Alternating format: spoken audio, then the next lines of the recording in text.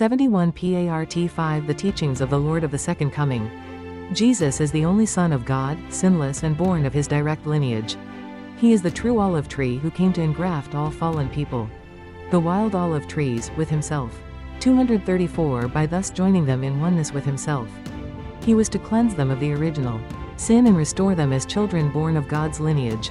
This is the work of rebirth, which was to have been conducted by Jesus and his bride. 235 Unfortunately, even Jesus' own disciples lost faith, and Jesus died on the cross without having ascended from the position of John the Baptist, or commenced the duties proper to the Messiah. After his resurrection, Jesus began his spiritual course. He laid the spiritual foundation of faith through the 40 days, from his resurrection to his ascension, a period for the separation of Satan while standing in the position of spiritual John the Baptist. His disciples repented and returned to serve him with faith. Thus, Jesus and his disciples established the spiritual foundation of substance, and the spiritual foundation for the Messiah.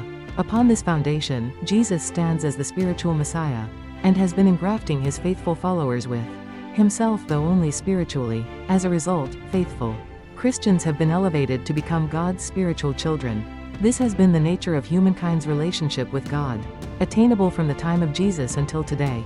In this spiritual providence of restoration, the spirit world has been restored first, just as in the order of creation God made the spirit world first.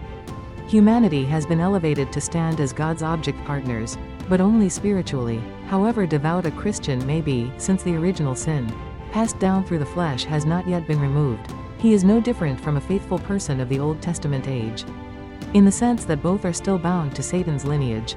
236 Christians are, at best, God's adopted children, because they do not stem from his lineage.